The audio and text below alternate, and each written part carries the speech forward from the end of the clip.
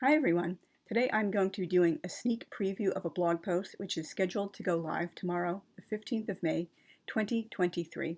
And this is about top 10 years I would like to see more of in historical fiction. And many of these years are associated with specific events. And if you guys do happen to know of any examples of historical fiction set during these years, please let me know down in the comments. And as well, perhaps for all I know, there are many more examples of historical fiction set during these time periods and featuring these events outside of the English-speaking world, but maybe they just haven't been translated yet or people don't know a lot about them in the English-speaking world. So again, please let me know down in the comments. It has been a really long time since I've done a top 10 book-related list, particularly since I've not participated in Top 10 Tuesday for ages. Top 10 Tuesday, if you don't know, is a very, very, very, very, very long-running weekly blog hop. I don't know when it started. It must have been over 10 years ago by now, maybe even like 15 years. It's just a really, really long-running staple of, the book-themed blogging world. And so, let's change that with my own top 10 list about years I would love to see represented more often in historical fiction.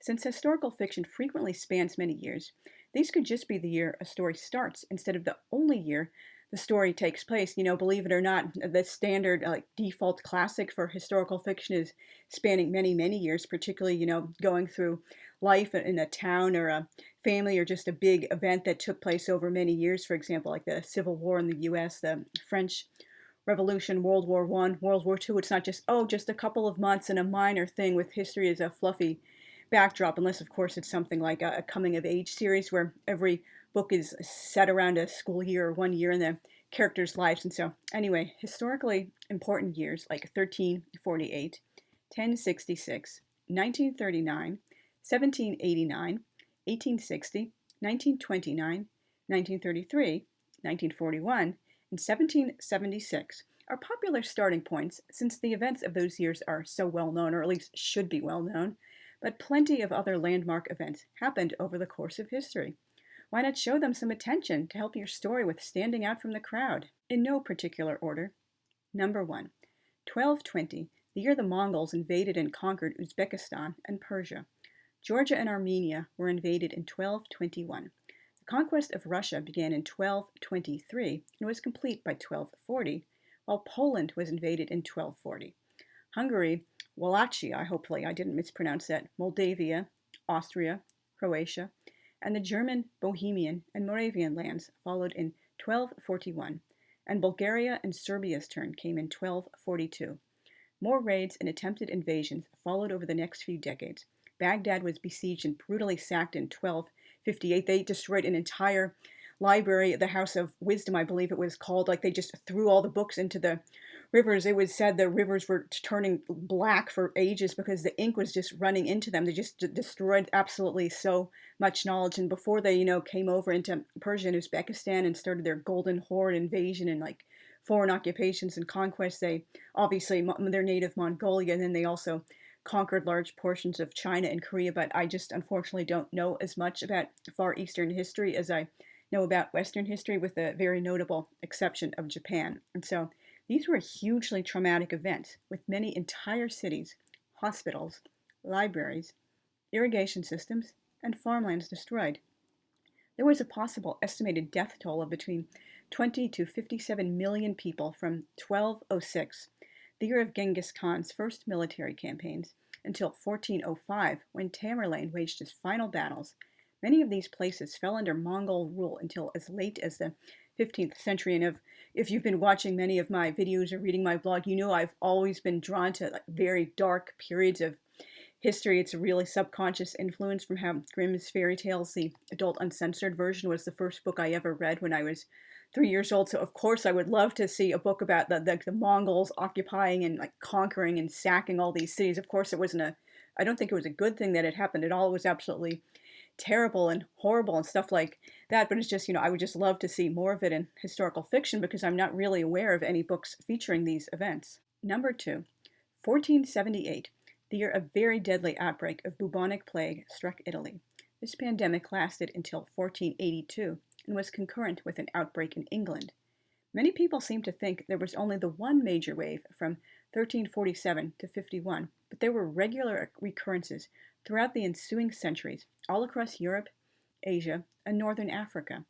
The resulting high death tolls had a major impact on so many things, and I have a future blog post planned about all the various waves, and I should hope to turn that into a video in future. And a few years ago, I believe it was 2021, the last year the Insecure Writers Support Group did their yearly contest anthology for they usually choose about like 10, 11, 12 winners of short stories where they select a genre and a theme. And I originally had started writing a story set during the summer of 1478 in Italy during this plague, but I scrapped it very early on. I guess I just wasn't feeling it, or I really just wanted more to turn it into a full-length book. I just felt like maybe I couldn't do it justice in just a little bit short story, but I really am looking forward to someday turning that into a complete novel. And the plague is only going to be one part of it. It's going to start many years before that. I'm really looking forward to this and excited about this, particularly because I've never written any historical fiction set during the Renaissance at all. Number 3, 735, the year a very deadly smallpox epidemic began in Japan. It lasted until 737. About 1/3 of the population, 1 million people, died, including many court nobles from politically powerful clans. It significantly disrupted society, with widespread migrations and severely depleted workforces in very important fields like farming and construction. Emperor Shomu blamed himself for letting it enter into the country. I believe it was like Korean fishermen or just people coming to Japan for work or diplomacy or something like that, and just totally went unchecked and like whipped through the entire population. It was absolutely like horrible, a hugely traumatic event. I am so glad my lifetime has never included smallpox. It technically did exist while I was in utero, but it was declared eradicated I think maybe like a week or so very shortly before I was born. And I'm particularly glad I have never known smallpox in my lifetime, because the fact of I have eczema is a legitimate medical contraindication to getting a smallpox vaccination because of the way the smallpox vaccination is administered. It's right on the skin instead of intramuscularly, so I legitimately cannot be vaccinated against smallpox. With eczema, I would have a horrible reaction. I just get so horrified when I read about smallpox. And what a absolutely horrible disease, and it's just so wonderful to read the Wikipedia article that smallpox, which starts smallpox was. So like, thank God it is no longer part of any of our lives, and hopefully will never ever come back, because again, I could not be vaccinated because of my eczema if it, God forbid, ever like escaped the labs and went into the population again. In 2019, I wrote a middle grade historical fiction short story set in 737 Japan for that year's Insecure Writers Support Group anthology contest, which I just mentioned above about the 1478 story, which I'm really hoping to turn into a full-length novel sometime in the future.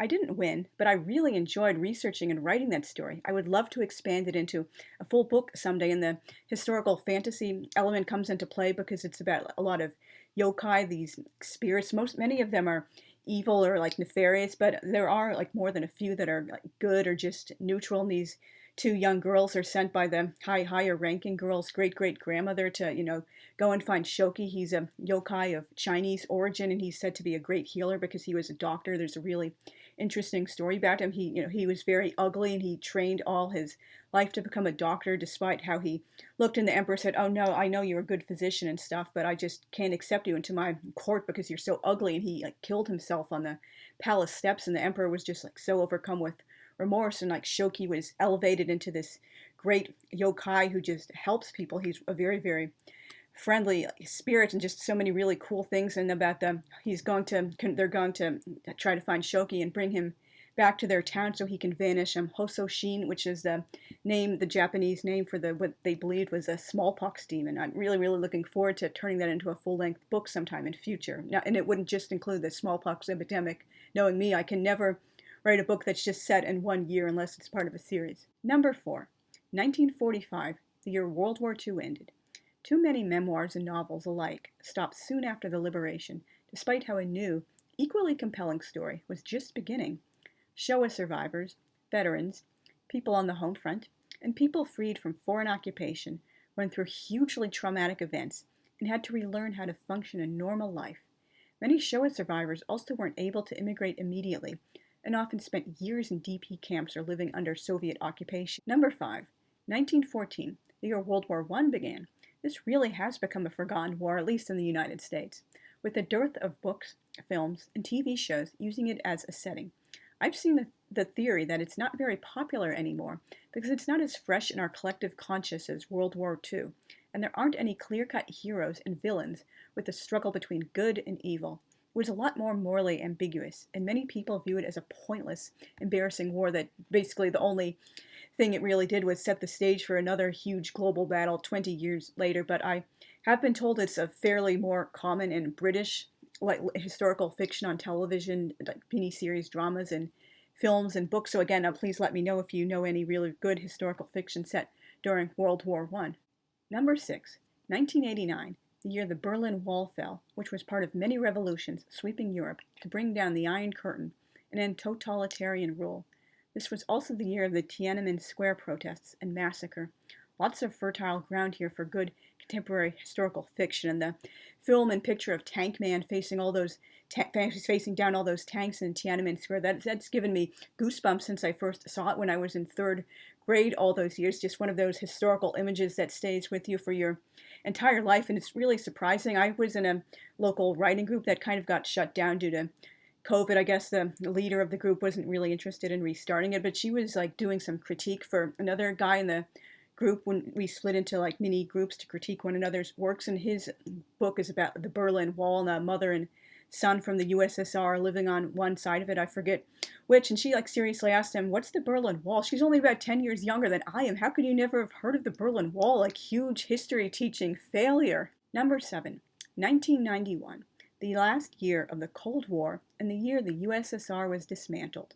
This was also the year of the Gulf War and the start of the brutal ethnic wars in the former Yugoslavia. And so if you're interested in contemporary historical fiction, I think I might have a video from a while ago about in defense of contemporary historical fiction, but if not, I should turn that blog post into video. And so that would be a really, really great setting to do for contemporary historical fiction. A lot of people like diss it, like, oh, you're just waltzing down memory lane, or it's way too soon in the past, it's not real history yet. Oh, yes, it is, particularly if there are actual historical events happening.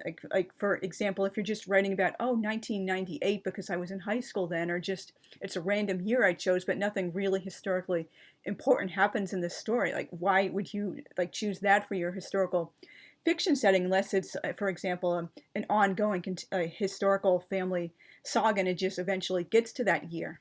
Number 8, 1956, the year of the failed Hungarian Uprising.